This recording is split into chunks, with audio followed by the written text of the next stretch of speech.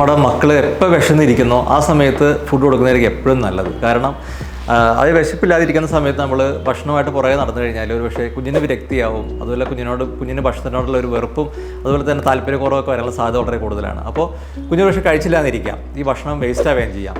അപ്പോൾ എപ്പോഴും നമ്മൾ ശ്രദ്ധിക്കേണ്ടത് ഒരു ഭക്ഷണ പദാർത്ഥം കാണുമ്പോൾ ഈ തീരെ ചെറിയ കുഞ്ഞുങ്ങളാണെങ്കിൽ പോലും ആ ഭക്ഷണം നമ്മൾ ഒരുമിച്ചിരുന്ന് ഫുഡ് ഫാമിലി എല്ലാവരും ഒരുമിച്ച് കഴിക്കുമ്പോൾ കുഞ്ഞ് ഭക്ഷണം മണം അടിക്കുമ്പോൾ അല്ലെങ്കിൽ കാഴ്ചയിൽ കുഞ്ഞിൻ്റെ ഒരു റിയാക്ഷനുണ്ട്, ഭക്ഷണത്തിനുള്ളൊരു താല്പര്യം കുഞ്ഞ് പ്രകടിപ്പിക്കും, അതിനോടൊരു നോട്ടം അല്ലെങ്കിൽ കൈ എത്തിച്ച ഭക്ഷണം എടുക്കാനുള്ള ശ്രമം നടത്തുക, അതല്ലെങ്കിൽ ആ രീതിയിൽ ഒരു സൗണ്ട് ഉണ്ടാക്കുക, ഭക്ഷണം കഴിക്കാനുള്ള താല്പര്യം. അപ്പോൾ പലപ്പോഴും പല പാരൻസ് എന്താ വെച്ചാൽ മക്കൾ ഇങ്ങനെ ബഹളം വയ്ക്കുമ്പോഴും കുഞ്ഞു കുട്ടികളൊക്കെ ആണെങ്കിൽ ഭക്ഷണം കഴിക്കാൻ നേരത്ത് ഇങ്ങനെ പ്രയാസമുണ്ട്, അവർ വേറെ മുറി പോയിരുന്ന് ഭക്ഷണം കഴിക്കാൻ കുഞ്ഞ് കാണുകയില്ലേ ഞാൻ കഴിക്കുന്ന ഭക്ഷണം കുഞ്ഞിന് പ്രയാസം ഉണ്ടാക്കുന്നുണ്ടോ, അവന് വിശപ്പ് ഇതാവുന്നുണ്ടോ, ബുദ്ധിമുട്ടാവുന്നുള്ളൂ. അപ്പോൾ നമ്മൾ അങ്ങനെ ചെയ്യണമെന്ന് വെച്ചാൽ നമ്മൾ കുഞ്ഞ് പ്രയാസം കാണിക്കുന്നുണ്ട്, കുഞ്ഞ് ഭക്ഷണം താല്പര്യം കാണിക്കുന്നുണ്ട്, കുഞ്ഞ് ഭക്ഷണത്തിനോട് ആ ഒരു കാഴ്ചയിലും മണത്തിലൂടെ കുഞ്ഞിൻ്റെ എക്സ്പ്രഷൻ ഉണ്ട്, അതിൻ്റെ അർത്ഥം കുഞ്ഞിന് ഫുഡ് കഴിക്കാൻ താല്പര്യമുണ്ട് എന്നുള്ള കാര്യമാണ്. അപ്പോൾ തീർച്ചയായിട്ടും വിശക്കുന്നുണ്ടെന്നുള്ള കാര്യമാണ്. അപ്പോൾ അത് മനസ്സറിഞ്ഞ് നമ്മൾ ആ ക്യൂസ് മനസ്സിലാക്കണം.